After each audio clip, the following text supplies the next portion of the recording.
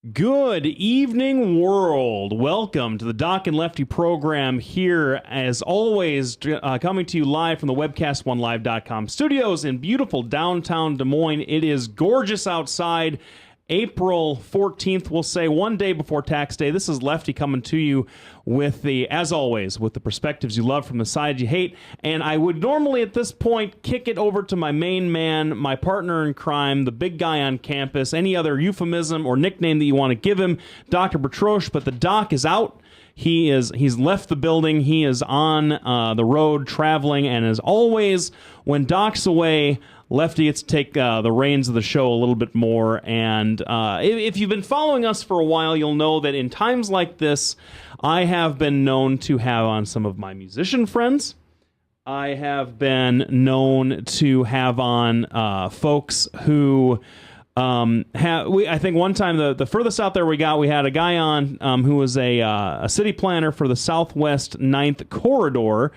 And we talked a lot about that. That was interesting. I mean, that hour flew by. So typically I will kind of go off script a little bit. Today is a little less different than that. We have a guy on that Doc really wanted to talk to, and he's telling me that he's ready to Skype in, and so I'm going to interrupt the beginning of the show. The Doc is going to try and get on Skype here, and hopefully he and Maddie can hook that up. But our guest today is a local business person who, in the 5 minutes that he and I have got to know each other, I think we're going to be lifelong friends. And with us today, the creative genius, the CEO, I believe you also say Master of the Universe of Insight, Advertising, and Communications, Michael Libby. Mr. Libby, thank you so much for being on Doc Lefty. We sure do appreciate it. Thanks, Lefty. I appreciate the opportunity to come and share a little bit of the stuff that we do for business and also for pleasure. Well, I gotta say, now, do you prefer? Now, how did Doc put it? Do you prefer Mike, Michael, or flaming liberal? I would be actually I prefer Michael ben David Halevi. Absolutely, but my Anglican Norwegian tongue, I don't know, can wrap around that very well. Michael is fine. Up there. Michael is fine. Yeah, lutefisk and lefse. Absolutely. My grandma used to make that every single Christmas. Yeah. You gotta love it. Smells the house up. Yes, love it. We're certainly happy to have you. And what Doc and I usually do in this first part of the show is we kind of, what I like to call mental throat clearing. We kind of get some stuff out of our chest, get ourselves into what we want to talk about. And I want to know more about you. I want to know more about the business that you run, because I think that we're going to have an interesting conversation. Now, you have your own show, your own podcast, Correct. I believe. Well, it's a broadcast. We broadcast daily. Oh, great. Monday through Friday from 5 to 6 p.m. Okay. And I guess Doc is on Skype right now. We're still having an issue getting him hooked up there. But you broadcast daily 5 to 6. What's the name of the show?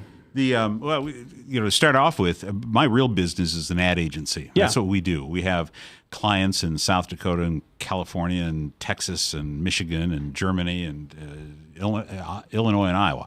And so what an advertising agency does, we help our clients sell more of their products or services through all kinds of methods, from traditional media to new media, however those things roll, and from packaging, how you package things and what it looks like, social media, all kinds of things to get products and services in front of consumers. So that's my real job. And then about a year and a half ago, we had been asked by the city of Urbandale, which is one of the contiguous small communities here in the Des Moines metro, 70,000 people I think live there, asked if we could assist the city of Urbandale in getting them some earned media. And earned media means, you write good stories about whatever the subject is, and hopefully some of the news trucks pull up and they'll do a story about it. So we said, sure, we can do that, no problem. So we went to work, and Urbandale's slogan is uniquely Urbandale. And so our goal was to find out what's unique about Urbandale that would be of points of interest that the media would like to pick up. So we found that there's 37 different languages spoken at the Urbandale High School. It's the lowest property tax community in the metro. Billions of dollars of international trade done out of Urbandale, Iowa. And we formulated the stories, did the press releases, did the bullet points, did the photography, did the videos, and sent them out to about 45 of our friends in the broadcast media and print media. And nobody other than the Des Moines Register picked up on any of it. And so, so after some conversation with some of the individuals in broadcast media, and we were told, look, we only got 12 minutes. That's all the time that we have. And somebody, got shot on the south side. Somebody ran over on the interstate. If it bleeds, it leads. And so we had to go back to Urbandale and say, look, this is just not going to work. We're not going to be able to get any media for you. They're not interested. And so we ceased that operation and sat on it for a couple of months and thought to ourselves, if nobody in the Des Moines Metro is going to be talking about business, the economy, the markets, small business to established business, let's us do it. So we went to the Des Moines Radio Group and purchased an hour a day, every day, Monday through Friday from 5 until 6 p.m., and physically, I stopped my real job at about 2:30 every afternoon and write the news like a crazy man and interview business-related guests. We don't do politics. We just stick strictly to business, and that's what we do. We talk about the business of the nation, the region, the local business, and we've been on now for about a year and a half. That's fantastic. Yeah. So kind of, if I can make a kind of a public radio analog, you're doing for the metro and the wider Iowa regional marketplace is kind of done for the nation, where you business stories maybe now this is a political show. At least we style ourselves as a political show. We talk about lots of different kinds of things. And politics and business, I think they intersect a smidgen. Oh, boy, they do. Just a little bit. And how are you able to navigate those waters on your show? Yeah. Because so much of what, especially in the last several years, so much of what business does has a political bent to it, or has a partisan cast that maybe is thrust upon it. So, are you able to navigate that fairly easily? Yeah, well, we're not a toxic talk radio program. We stay clear of politics and religion. However, having said that, everything that happens with business can be very political, and you've correctly identified that. And some of those things that happen are everywhere from tax code issues to hiring issues to what happens at the State House, who gets money, who doesn't get money, what the Iowa Economic Development Authority does from time to time. So those all have some political undertones, but we would rather just report on the facts. But today, we had an interesting story from the Polk County Housing Trust. And this is a group of people that try to find and try to put together affordable housing opportunities for individuals who are in service sector jobs. And really a critical thing. They're having a public event, I believe on Thursday, talking about this Housing 2050. Okay. What are we going to do about housing in the Des Moines Metro by the year 2050? How are we going to get low-wage workers who happen to live in or around the city center to their jobs, which are out in West Des Moines? Right. It seems like all the big sexy moves are West Des Moines, Altoona. Can be going with the Facebook rollout, the Google rollout, and but then we have this amazing cast of characters out there that are working 1, 2, and 3 jobs at minimum wage or just a little bit above, and those folks they have to live somewhere. Yep. And with the price of housing continuing to rise, some individuals are paying 50% of their household income on living expenses, and when it should be around 30%. But rents keep going up, housing costs keep going up, and so there's some folks stuck in the middle. Well, and we're going to get into a lot more of that because, surprise, surprise, a fantastic guest has piqued my interest, folks. But I'm being told that we're going to get Doc on the air here very shortly, but first we're going to take a quick break. So check out our sponsor of the show, Bertroche and Associates. That's Doc's outfit, Labinas Law Firm, my outfit. We've got Halo Capital at DesMoinesInterStrates.com, and then our longest running, oldest sponsor. These guys are great.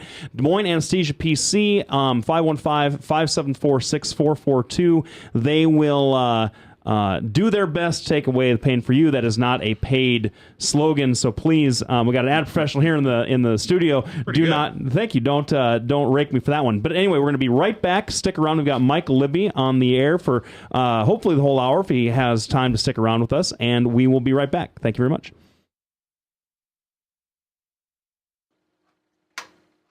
Bertroche and Associates, how can I help you? Bertroche and Associates will provide you with a friendly, caring, and confidential place to find help for mental health concerns. We are ready for your call. Our doctor, Dr. J. Patrick Bertroche, provides a full range of psychiatric services for children, adolescents, and adults in a forthright and informative manner while maintaining a casual, comfortable, and relaxed atmosphere. Whether you're 10, 25, 50, 80 years old and beyond, everyone needs to live within their means. I'm Tom Coates with Consumer Credit of America. For almost a quarter of a century, we've helped people of all ages learn to manage their personal finances to benefit them far into the future. When problems arise, we've got the experience you need to make those debt problems go away. Got financial problems? Call Consumer Credit of America. From the RE/MAX Real Estate Concept Studios, this is Webcast One Live. Hey, welcome back, everybody. Thanks for sticking around. We've got Michael Libby on the air with us tonight. Our special guest, sure are glad to have him here. And I've been told by our fantastic producer, Maddie, that Doc is now connected and is available. And Doc, can you hear me? Are you there out in Skypeville? I can hear you. And can you guys see me? My hair is looking a little wild, I'm telling you. Oh, man. You know what? Yeah, I'm going to have to grab... the Doc, keep talking. I'm going to have to grab some cans here. Does a job on my hair. Can you all hear me? I sure can. Yep, I've got to grab some cans, Doc, and then I'll be able to talk to you like a normal person. Mike, I'm sorry that I wasn't able to be there. I completely spaced off that I had a business trip this week, so I'm glad you're on the show. Well, I'm glad to be here. I'm going to tell you, so far you're an excellent guest, even though you're a liberal. There you go. So we're glad you're on. Do you mind if I ask Hillary a question? No, knock yourself off. And if you can get her on the show, you know what, that would be wonderful. Well, we'll try. So ask away. What's your question for Hillary? Oh, I just wanted to know if she wants to follow along with the conversation. You know, if that were to actually happen, you guys, I personally, I'm a tad bit greener than the two of you, if you'll grant me that. There you go. I would I'd have to leave and go and put on better clothes and just remake my whole life. So. I got my good suit on. I got my shirt on. I have my lion tie on. Look at you. Right there. Yeah. Just for Michael. Look at you. Yeah, I'm impressed, man. Looking sharp. Well, you're mentioning the minimum wage stuff. Yeah. One of the things that I keep coming back to is when you increase minimum wage, and when you have a Federal Reserve that likes to increase inflation the way it doesn't that just kind of lead to everything being more expensive? I mean, let's look at it. I mean, if you live back in the 1950s, and you can even do a comparison back to the 1920s, even though things were cheaper, as a percentage of your income, things were much less expensive. I mean, let's take a look at land speculators. They drive up the cost of a lot of things. Oil speculators, they drive up the cost of a lot of things. Don't you think it's the solution to people not being able to afford a home is not necessarily more money, but changing our monetary policy? No. Okay, well, that was simple. Yeah. Thanks for that. I set that one all the way up. Absolutely not. But, you know, one of the things, and for individuals who are trapped at $7.25, $8.50, $9 an hour, trying to make a living at that level is increasingly difficult, and these individuals are having to take one or two jobs. Some are having to double up in housing opportunities, and so I'm not quite sure. You know, the other states that surround Iowa have seen the wisdom of increasing the minimum wage. We just had a story on the NewsHour today, Doc, that I think was really telling. There's a 120-member firm. It's called Gravitate out of Seattle, and here's a guy who was homeschooled. He saw a report about how people who make less than $70,000 a year just aren't very happy. And when he saw that, he says, you know what, maybe we can do something here. And he's got a credit card payment company out there. He announced today that the minimum wage of his employees over the next 3 years will be ratcheted up to $70,000 a year. Now, that means that people that are currently making $45,000 a year are going to be bumped up to $70,000 a year. And the question is, well, how in the world is this guy paying for this? I mean, is he charging more money to his people? I mean, to his customers? Is he somehow skimping on the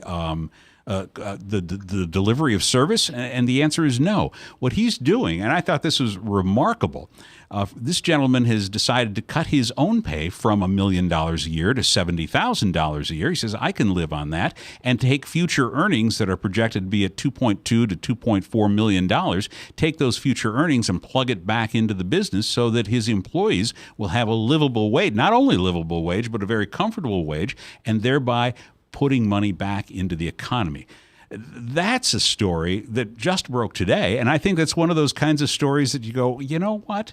The disparity between the top CEO pay and the average worker is 300% in this country. This is the highest wage gap in the world, much higher than J.P. Morgan said it should be maybe at 20 times. Even Peter Drucker, who is the guru of business, said it should be at no more than 20 times the average pay of your median worker. And yet we have 300% here in this country. And that's just, there's something wrong with that. And that's what has stalled this economy. The economy can't move forward if folks don't have money in their pockets. And we live in a bubble here in Polk County and in Iowa. You know, the unemployment rate is less than 5%, less than 4%, actually. And so we're having, you know, we look at this with rose-colored glasses. Yeah, I get that. But part of this is this guy, specifically to your example, because I read the same article. How many of us are making $1 million a year for the last 10 years? If I was making $1 million a year for the last 10 years, yeah, I'd be retired. I could have my company go say, listen, I'm going to retire. You can hire somebody else. You run it, and I'm just going to give my money back to the corporation. That's rather disingenuous. Now, I understand your point that these companies and these corporations are getting much more money than the people below. But isn't that a result, essentially, of these people being able to perform a task that nobody else can perform? I mean, it's like if you look at John Elway from my generation, there's nobody else that could have passed those balls the way he did. Well, Dan Marino did.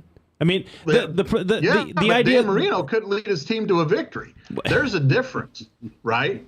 And these people supposedly have a certain skill set. So I guess, Michael, are you telling me that the regular folks out there have the skill set to run a multi-million-dollar company? Yes. All right. Well, you and I are going to have to disagree, because I can tell you, that's all right. I made it all the way through medical school, and I'm down here at this wine and spirits convention, and there is no way that I would be able to step into the shoes of one of these CEOs and run this drink company to the point where they would be profitable. That's your own liability, Doc. You know, I have a firm belief in the ability of almost every human being out there to rise to whatever the occasion is. But at the same time, I'm also of the ilk that I think that individuals ought to be given a fair shake. And when you have a 300% discrepancy between the CEOs of the country, and by the way, Congress. Well, then you mentioned that, but like most good liberals, I don't hear a solution. So what would be your solution to that? Would you legislate that? Well, it's already, curiously enough, it's already been legislated, Doc, except for the fact in 2010, the Congress said, look, what we're going to do is have people start to, between the top paid, the publicly traded executives here in the United States, we will post their salaries. They should post their salaries, and they should post it as a percentage of their median worker salary. And that was a law that was passed by the Congress, but it's not been implemented yet. You know why?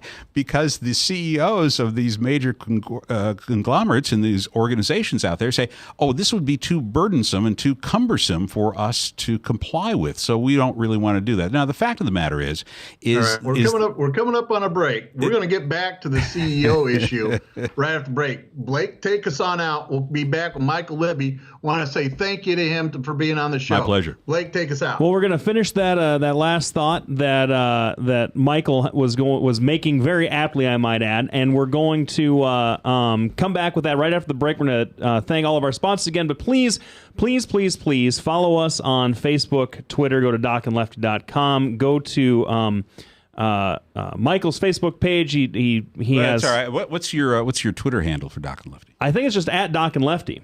We have somebody that keeps up with that for us, and we certainly want to continue the conversation there online. Sure. And please, also, if you feel like calling in, you could call us here at the studio. The number is 855-244-0077, 855-244-0077, and we'll be right back.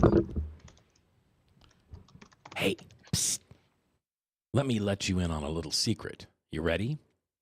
Always try to do business with people, not places, especially if you seek honest Christian business people.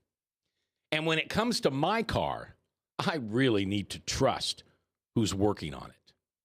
Now, my family is so blessed. A few years ago, we found a family-owned automobile repair shop that operates as a Christian business also. Open, honest, reliable, trustworthy. It's AMCO on Hickman Road in front of Kmart, and it's a family-owned Christian operating business. This family treats your car as if it was their car. Everything from oil changes to transmission repair and everything in between. So the next time you feel the need to be at peace with your choice of who you can trust with your car, give AMCO on Hickman a chance to serve you. And tell them Max sent you. From the RE/MAX Real Estate Concept Studios, this is Webcast One Live. Welcome back, everybody. Thanks for joining us this evening. We're here with Mike Libby in the studio. We're here with Doc over Skype because it's 2015 and everything is awesome. We certainly thank everybody for joining us tonight. We're talking about business. We're talking about politics as it intersects with business, kind of some broad topics. But before the break, we were talking specifically about some legislation that was passed to, if I was understanding it correctly, to require the CEOs of publicly traded companies to post their salaries for public consumption as a percentage of what their median worker would be making. And that hasn't happened yet because the legislation, I guess, is overly burdensome and cumbersome for implementation. Right. And it's just for my money, I can tell you if things online, post things online were less cumbersome or were more cumbersome and more difficult to implement, I would know a lot less about people that I don't care to know much about. And so, but I think that this notion of posting publicly traded CEO salaries is not the worst thing I've ever heard. Doc, what do you think about that? Now, Doc is one of the new conservatives, not a neoconservative necessarily, one of the new conservatives that, lo and behold, is very concerned with income inequality in America. And I'm chuckling because the idea of a Republican being concerned with income inequality is about as newfangled as social media in the last 10 years. Well, so it is odd, but yes. But Doc, shots aside, what do you have a problem with this idea about posting salaries, or what do you think about it? No, part of the problem, honestly, Michael and I disagree. I believe that it's more than just income inequality. I think it's more than just the minimum wage. The thing is, especially in my field of psychiatry, most people that are out there earning minimum wage are second earners in the family, and a lot of times they're single mothers. It doesn't do us any good to have starving single mothers. It doesn't. They consume a lot of resources. So I'm one that is all for bumping up, pay for certain jobs. I'm not for a minimum wage. I think the market should be able to determine that. And Mike and I are going to disagree a lot about what really causes people not to be able to afford cars and houses. I think it's inflation. I mean, for crying out loud, if you go out to Dallas County and try to buy an acre of land, it's $15,000. $15,000 for 1 acre of land. And if you go to some very poor parts of Iowa, that same acre of land is 4,500. You're talking massive amounts. I just adjusted my thing. Sorry about that. But you're talking about massive amounts of inflation over a period of time that's been generated by the government. The government always wants inflation to be around. And in fact, when we actually had deflation, they called it reverse inflation. That's what a lot of government policies do. They price things out of the market. Now, Mike and I are also going to disagree. There's nobody that can produce Apple products better than Steve Jobs. Steve Jobs was a visionary. He deserved every dime he got. Look at how he's revolutionized everything. Everything. Look at Bill Gates. Do you think somebody else, a guy like me or even Blake or Mike's the smartest guy in the room apparently. So Mike, I don't think could do that. So, for me, there's a lot of different things going on. I just got a message from Jen, our social media. If you Google it, that's best, but it's Doc and Lefty at twitter.com. Oh, very good. So for me, a lot of this really boils down to, again, and I don't want people to starve. I want everybody to enjoy the American dream. We have millions of people wanting to come to the United States for part of the dream. The problem is if you have a lot of government interference and you're doing a lot of government regulations, then it's going to drive up the cost of things. A gallon of alcohol, right, which is, everybody likes alcohol. Everybody, we consume more spirits than virtually everybody except for China and Russia. But a gallon of alcohol has $13 worth of tax on it. Well, it makes it expensive to make alcohol products, makes it expensive to buy alcohol.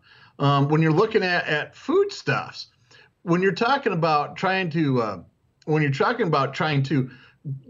minimize the amount of money that people are spending on these things, if everything that you do is taxed, all that tax gets passed on.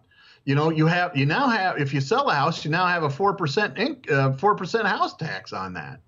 So for me, a lot of what Michael's talking about, yeah, there's a lot of income inequality. I think it's shameful these guys are taking this kind of money, but the market will bear what it will bear. But you just made a huge argument, Doc, that the market doesn't bear anything because inflation is running rampant. Mike, I want you to unpack a lot of what he just talked about. I'm trying to figure out where, Doc, I'm trying to figure out where you're getting your stories at. One of the things, inflation isn't rampant. The price of land here in Iowa is associated with industrial commercialization in and around the metro is naturally going to be higher than what it is in Tipton, for example. You're going to find that farmland has actually devalued over the course of the past 2 years due to falling commodity prices. And so that's going to have an impact on parts of rural Iowa. But as far as an acre of land in Dallas County versus an acre of land in Adair County, there's going to be drastic differences there because of population-based supply and demand, of course. But that's not an inflationary thing. Inflation, as a matter of fact, as you probably well know, the Fed is kind of concerned that inflation isn't high enough. It's running about 1.3, 1.2%. That brings out my point. Since 1950, right, if you're adding 1% to 2% to the value of something since 1950, suddenly you're paying a whole lot more. Now, I understand wages haven't kept up, but and why haven't wages? A lot of this has to do with automation. A lot of it has to do with automation. If you ever watch Axemen, they have several machines that take the job of 11 loggers.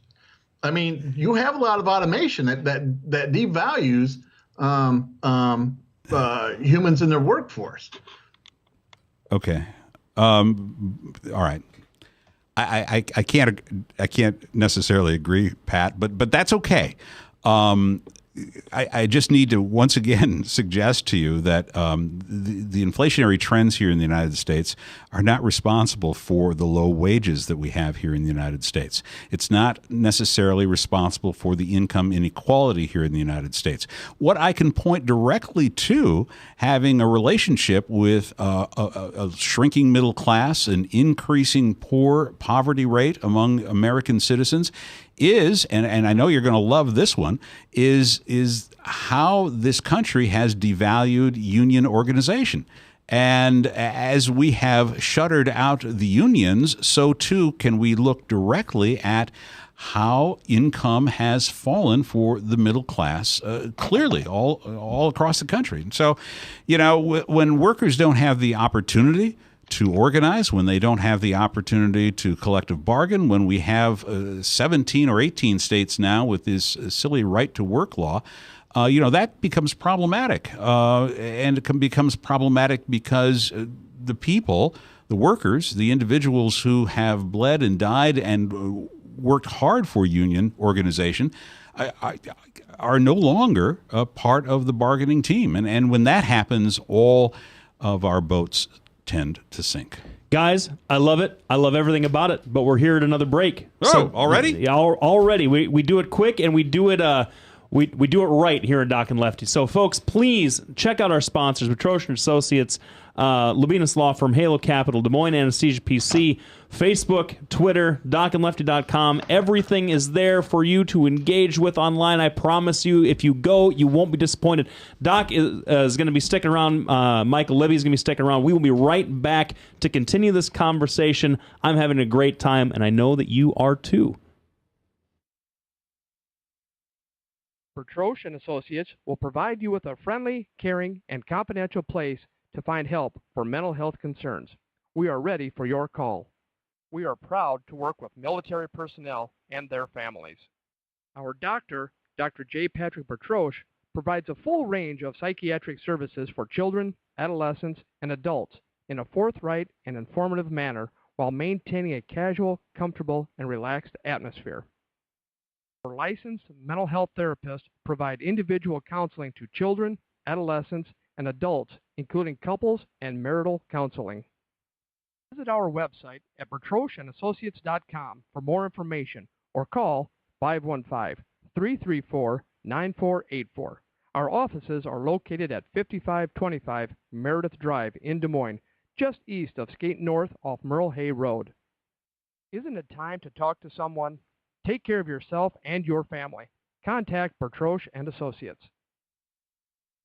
Hey, welcome back, everybody. Thanks for sticking around for that first half hour. We're here with Michael Libby, who is the president and CEO and all-around soothsayer of Insight Communications. I hope when I say things, some kind of just tend to roll off organically, Michael. So don't take any sort of offense to being called a soothsayer, because right now I think that you're saying a lot of sooths that are unsoothing to our friend Dr. Bertroche, who is at his own doing his own thing down at a wine and spirits convention someplace. I would rather be with him, actually. Wine and spirits convention. Are you kidding me? You know what? Here's the thing. Out of the, I don't know if you enjoy a little snifter of port every now and then. I do as well. Out of the three of us, the one guy that I know isn't getting the full appreciation for the benefit or for the organization he's at right now would be Dr. Bertroche. Doc, you can't argue with that. Well, my earbud shorted out for a second. Could you repeat that? Oh, I was just saying that between the three of us, Michael, you and me, that the guys that need to be at a wine and spirits convention probably are Michael and me. Well, yes. I mean, you guys are much more connoisseurs of that than I am. I have a tendency to avoid alcohol because, if I just can't imagine my intellect unleashed on alcohol. That's how I'm going to respond. How's that? Well, I would have thought that it's because you didn't want to give those greedy governments your $13 a gallon. Oh, well, yeah, don't you think that's ridiculous? $13 a tax for a gallon of alcohol. It should be $25. It's that way for just about every product. Mike Huckabee has a statistic. 22% of everything that you buy has already been taxed, or everything that you buy has already been taxed at 22%. And so it's it's a little bit ridiculous. Anyway, my next point about this minimum wage, can we maybe talk about something else? Let's leave the. I've got a question for you. Corporations out of it for a moment. Well, hey, Doc, if you raise the minimum wage too much, you're not going to have. Oh, sorry, Blake. Go ahead. I was just wondering. Look, believe me, when the minimum wage was first established, Doc, the same the absolute same arguments were coming from those who opposed the minimum wage. The same stuff, and it didn't break the bank, and it hasn't. So this is, we've been down this road a couple of times. We spent a half an hour on that, and I know this is your show, but I want to ask. I did not realize that you're a psychiatrist. I am. So I've got a question for you. Oh, no. Well, I have a tendency to stay away from the medical stuff on the show. No. Go ahead. This is prevalent right now because the imperial governor for the state of Iowa has decried that the mental health facilities in the state should close. When there aren't enough beds in the state as it is, and delivery of mental health services, according to everybody that seems to be in the profession, is saying, it's really tough to A, find psychiatrists to come to Iowa, B, delivery in some of the rural parts of the state are almost non-existent. People have to travel great distances. So what do you make of Governor Terry Branstad decrying that the mental health facilities should close? Well, Blake and I have talked about this quite a bit, and my friend Senator Zahn have talked about it on the show and personally.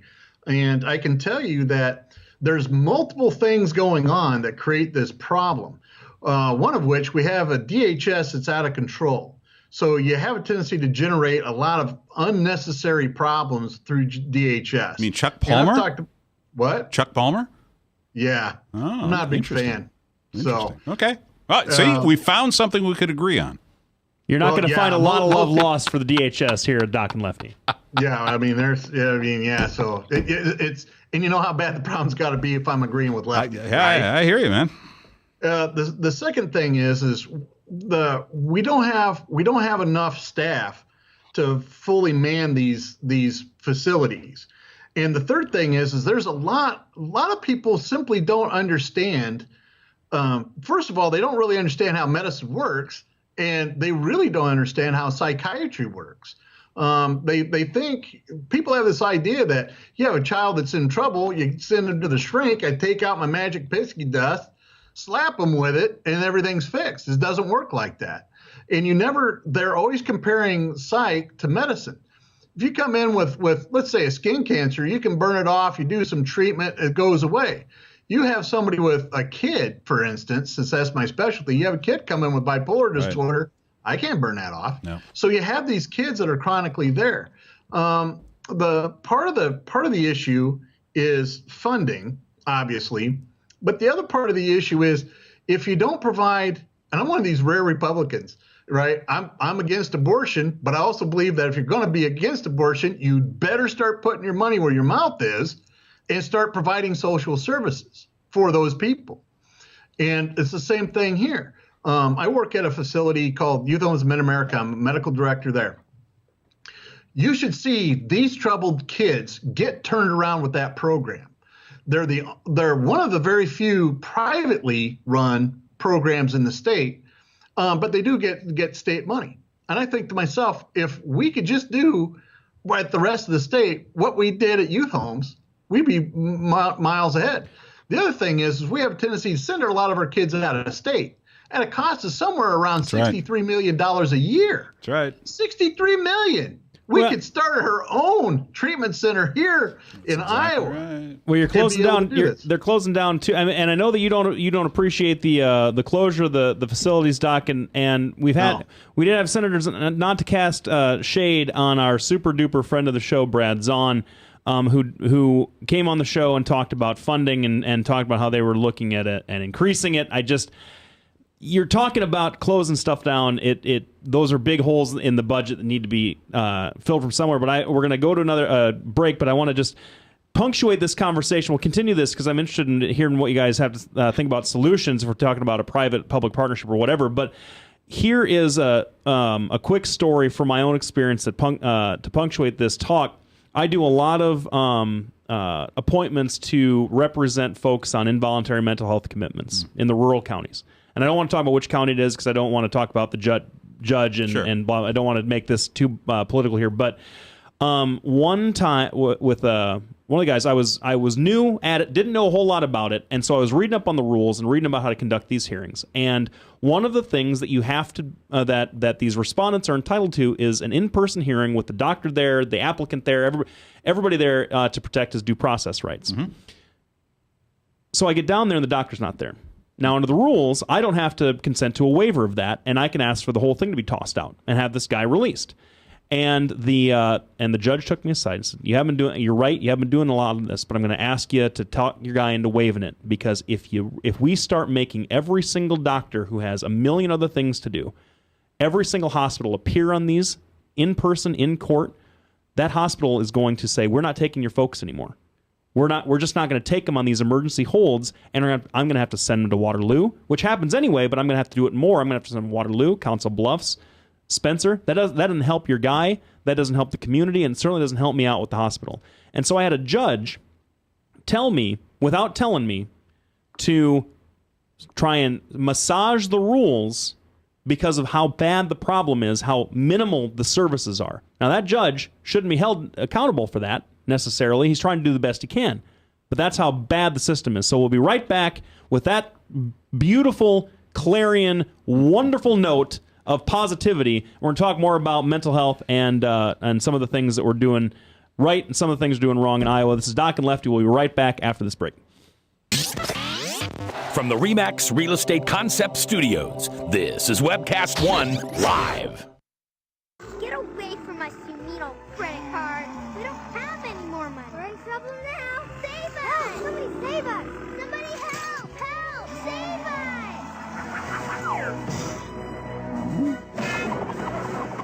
Hi, I'm Tom Coates from Consumer Credit of Des Moines.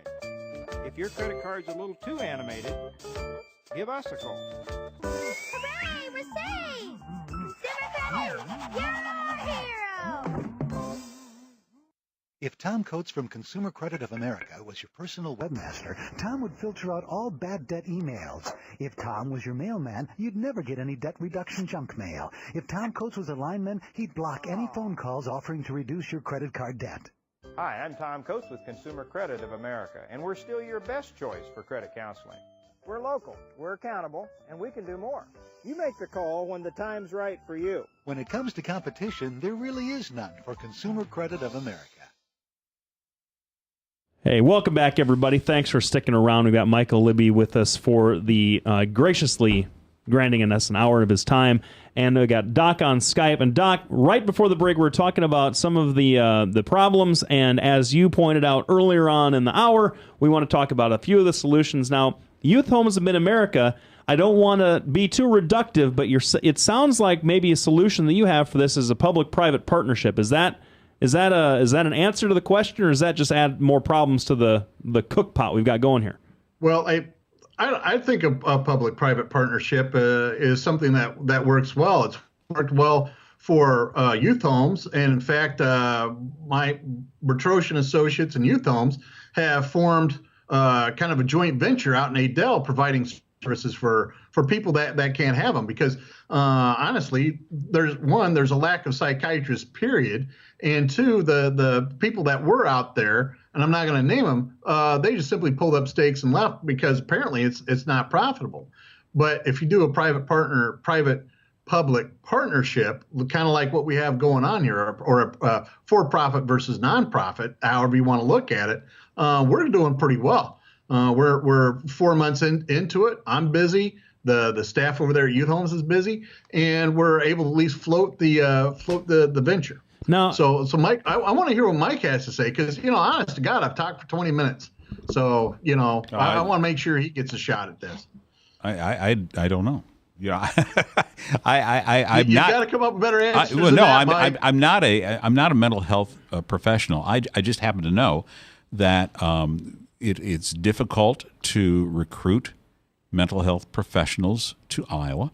I know that it's difficult to care for mental health patients in rural Iowa. I know that it's increasingly difficult to find workers in the health services industry, especially in the lower paying jobs, where 73,000 direct hands-on caregivers short here in this state of Iowa. And so I realize that we've got some of these issues. And my suggestion to how you start to fix some of these issues is not by mandating closing of mental health facilities in the state. It's trying to work with those individuals at the mental health facilities, trying to give more care delivery services where they are needed.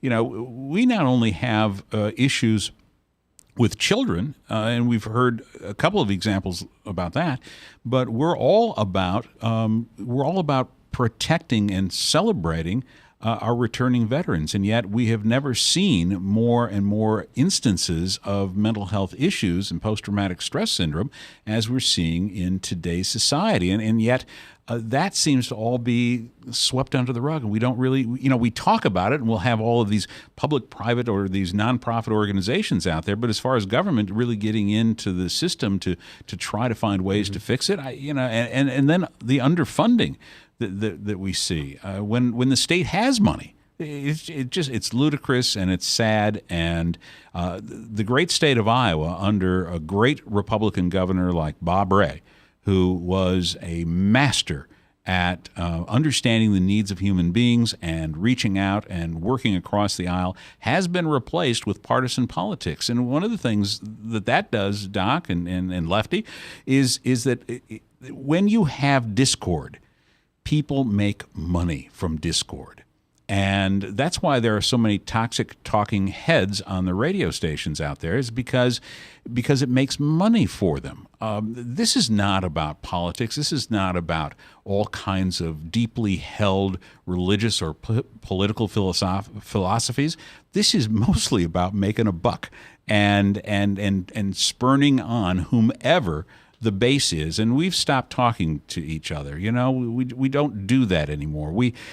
I'm old enough that I remember when Tip O'Neill was the Speaker of the House, Ronald Reagan was the president, and their politics could not be any further apart, but yet this country continued to move forward. We got things done because they worked together. Now we have a broken Congress who will not work with the President of the United States. In fact, the Congress is polarizing. The report that came out just yesterday about the Quinn-Paddock survey, Americans are tired of Congress meddling in foreign affairs with this whole thing with Iran. So we're at a point where I think many of us, just regular folks, we're tired of this bickering and this hollering and taking so many sides that really don't illustrate an answer to the problems. And so, that's my 2 cents, man. Well, and I blame Lefty for that. You should. He's kind of a greedy kind of guy. He's just all about the money. You absolutely should blame me. You know what? I'll take your blame. And I'll protect it and nurture it and care for it, because if I'm taking on the blame, then there's less to go around. And as we all know, the price of it then gets too expensive for folks to really buy into it. Now, I will say this. As one of the observations that I've made about how we approach significant problems, and we'll use mental health as an example. So many of my clients, so many of the folks that I represent in criminal matters have mental health issues to one degree or another, to varying degrees. You'll have people that have severe mental health issues, ranging to folks with just, not something as serious as a guy who has a meltdown in front of a judge at his sentencing and starts to hit himself with his cuffs. That was a pretty tough thing to see. But so much of what we spend on incarceration and sort of post-criminal punishment could be better spent in cutting the problem off at the root by addressing some of the underlying mental health issues before these folks become criminals in the first place. And the reason I bring this up is because the rhetoric involved in that is we tend to try and ignore folks with mental health problems, but then demonize them when they become criminals and say that at that point that they have committed a crime, they are not worth the effort to fix the underlying problem. They don't deserve the services they're getting, and we'd just as soon rather ostracize them and keep them out of the community forever, because we don't want to sully our pure social norm that we've constructed for ourselves, that rhetoric belongs in the dustbin of history. And so I think that if we're able to get past some of the moralizing about the problems that we have and take a more technocratic or maybe a more, God help me, business-oriented approach to it, we might be better off. But with that, we're going to take our final break. We're going to come back to the last segment. You know what? I don't know what we're going to talk about yet. I'll figure it. How about the Iowa Wild? Oh, it's their last game tonight. I don't know that we've ever talked about hockey on the show, but Doc, you want to talk about hockey for the last 10 minutes? Well, I was kind of hoping to talk a little bit about, since I have two liberals in the studio, we could talk a little bit about Hillary's coronation. Now, I like hockey. I like the Wild. So we can talk about whatever. I'd like to talk about Hillary a little bit. All right, we can do that. Yeah, sure. You know what? I will figure out some way to seamlessly weave Iowa Wild hockey with the Hillary Clinton rollout. But if you want to hear that, folks, you have to come back after this break. This has been Doc and Lefty. Thank you so much, Michael Libby, for being here. And I promise it's almost over. We'll be right back after this. Coronation Associates will provide you with a friendly, caring, and confidential place to find help for mental health concerns. We are ready for your call. We are proud to work with military personnel and their families.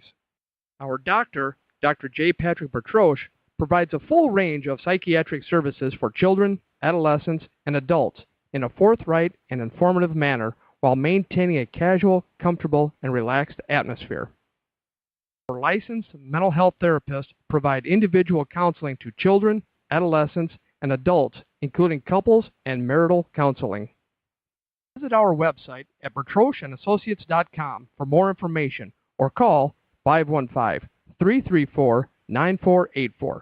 Our offices are located at 5525 Meredith Drive in Des Moines, just east of Skate North off Merle Hay Road. Isn't it time to talk to someone?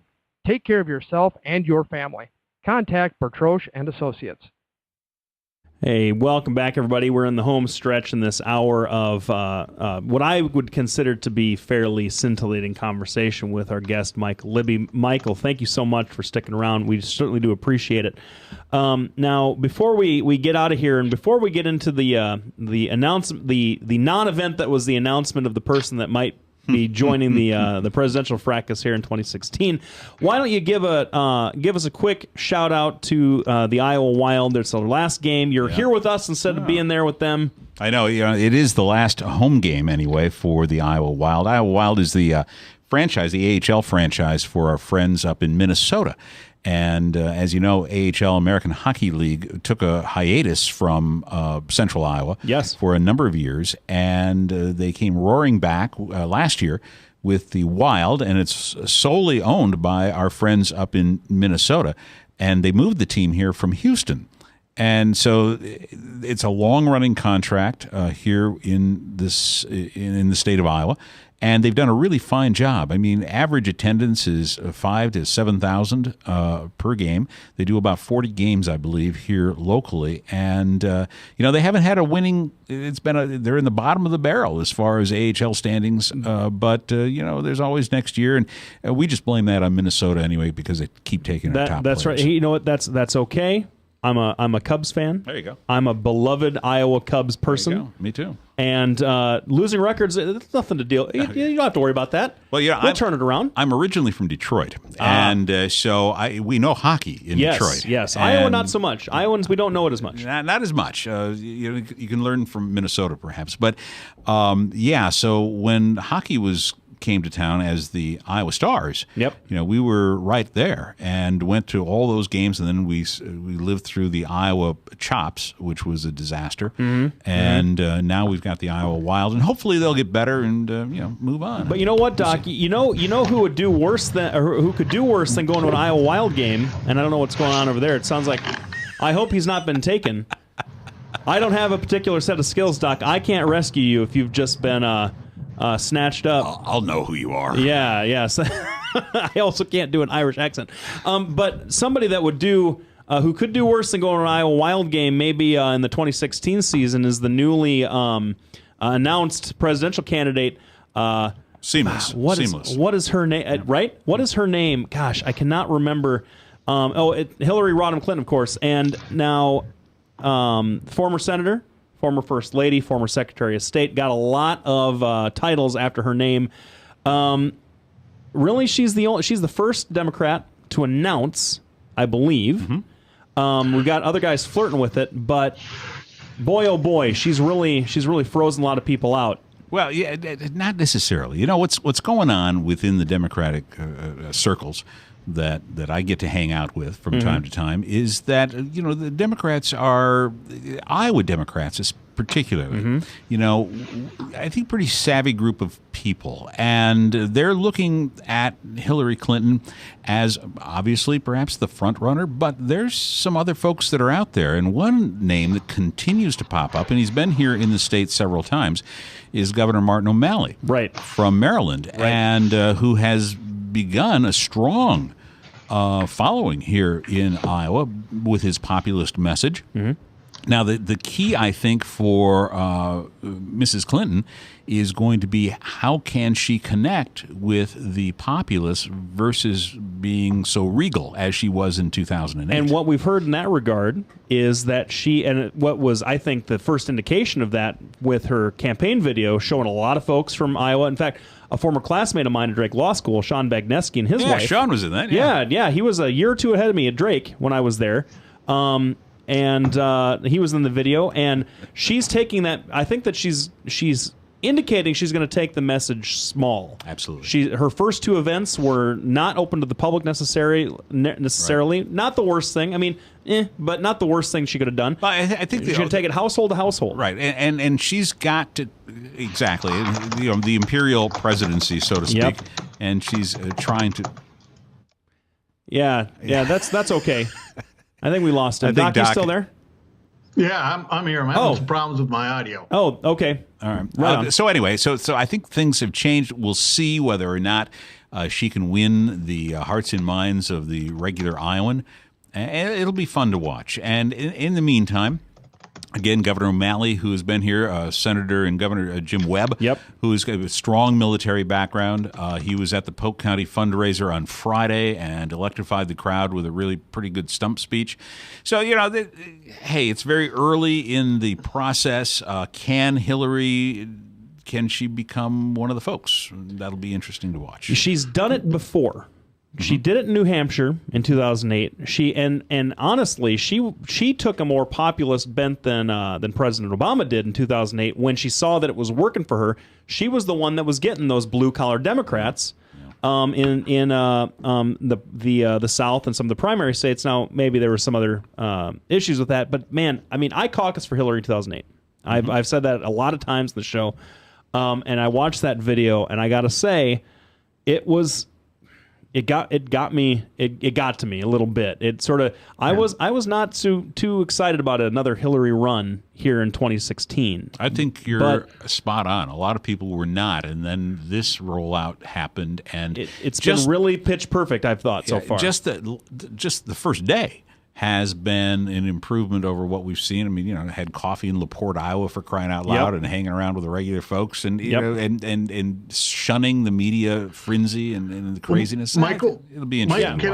Can I ask you a question? Sure. Do you think we should change our caucuses from an open caucus to a closed one? And how do you think the Republicans are going to try to impact Hillary's run this time around? Well, they're going to dredge up anything that they possibly can. Benghazi all the time, you know, and that'll be fun to watch. Well, that's important. Well, that's silly. But a disaster happened on her watch. It is, but you know, she had absolutely zippo to do with that thing, and if we it all. If it had been Condoleezza Rice, we'd be hearing the same thing. We all, right? The we Democrats should. wouldn't shut up about her. Absolutely. So. But we have, you know, it's just not going to happen. There is no smoking gun there. We're not going to find anything. And Congress has been over this many times. And, you know, it's the same old scare tactics. And again, it's back on the whole thing that we can't talk to each other because we throw up straw dogs all over the place. And that's just silly. Well, and it's just, I mean, your question was about the closed caucus. What are you talking about? I'm sorry. Help me out with that one. Yeah, like for now, Democrats can come to the Republican caucuses and Republicans can go to the Democratic caucuses. Sure. Why not? Would you change that? No. Why?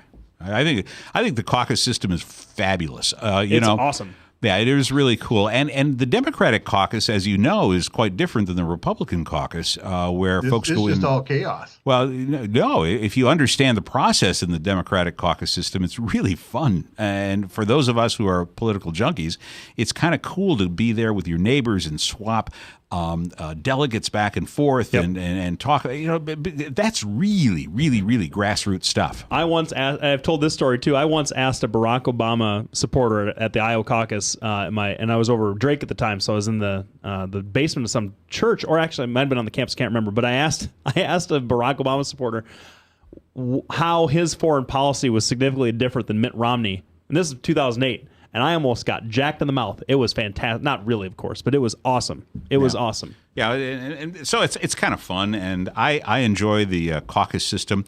And I think, and I was really happy to see that the Republican Party are going to continue with the straw poll. I think that that is the basis of everything that this country stands for. How much money can you buy votes for? And that I think it's grand. I love it too. Yeah. Doc, we're running out of time. Last word to you. Dr. Terror has landed. That's my last word on this. Oh, okay. All right. Well, thanks a lot, Michael, for coming in. Thanks. We really appreciate it. I love the conversation. Hopefully, we can get together again and have some meaningful discussion instead of radio discussion. Over a bourbon, no doubt. Oh, yeah, absolutely. No, that you now you're speaking my. I couldn't get your name right in the first part of the show, but now you're speaking my language. But well, thank you to Doc for Skyping in. Thank you to Michael Libby for sticking around and having some fun with us over this hour. As always, folks, please check out our sponsors: Bertroshan Associates, Lubinas Law Firm, Halo Capital, Des Moines Anesthesia. DocandLefty.com is where you'll find some content, probably some vintage content at this point. And one of the times, the guys that run the show will put some new stuff up there. The Facebook page, Twitter, continue the conversation, and please be active on social media because I certainly love it. I know Doc loves it too. Thank you very much, and we will catch you next week.